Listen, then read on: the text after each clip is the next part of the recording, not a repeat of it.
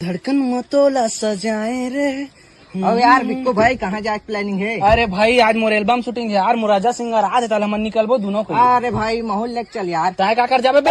अरे पैसा वैसा ले ले भाई और लेक चल यार। ए चा लेगा चा। तो हीरो अभी तक खबर नहीं आई। मोर हीरो हाँ? आते छो ही बहनी देख आ जान रो को याद में मछली जैसे मैं हाँ तड़पत हूँ। अच्छा सही में तड़पत है और देख तो हीरो हाथ है नाम ले हाजी।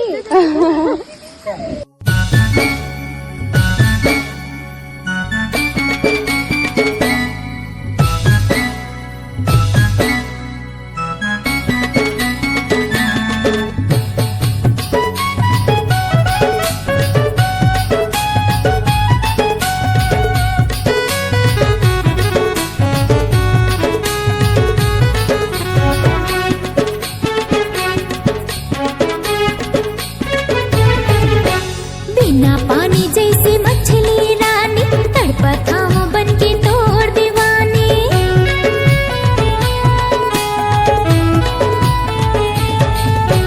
बिना पानी जैसे मछली रानी तड़पत हूँ बन के तोड़ दीवानी। ये दीवाना ये दीवाना ये दीवाना ये दीवाना मीठा बोली लागे तोर गा दिल होगे तो ए दीवाना दिल होगे तो ए दीवाना।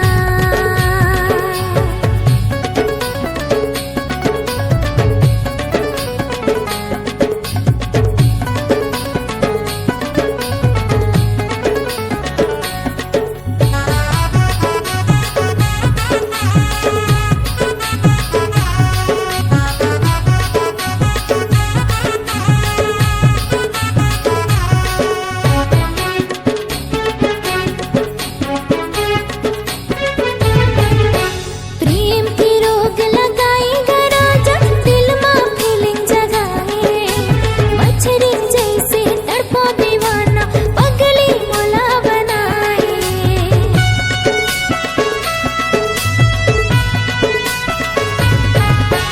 प्रेम की रोग लगाई गराजा दिल में फीलिंग जगाए मछली जैसे तड़पो दीवाना पगली मोला बनाए।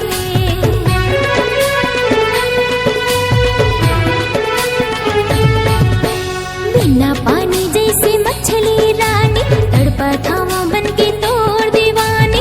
बिना पानी जैसे मछली रानी तड़पत हूँ बन के तोड़ दीवानी। ये दीवाना ये दीवाना ये दीवाना मीठा बोली लागे तोड़ गा दिल होगे तोर ए दीवाना दिल होगे तोर ए दीवाना।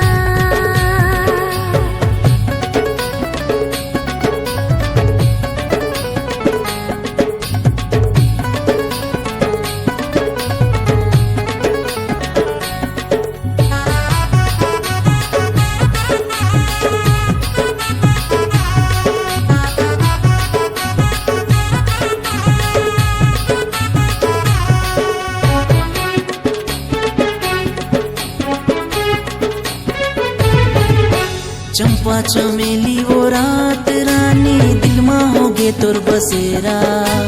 आ जाना बन के तितली रानी करा तो तोर गोरा।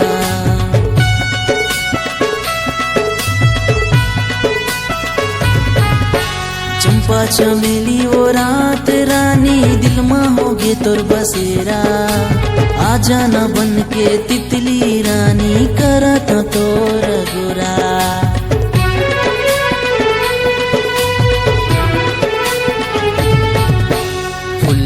बगिया में तितली रानी तोला बनाहू मोर प्रेम कहानी। फूल के बगिया में तितली रानी तोला बनाहू मोर प्रेम कहानी। ये दीवानी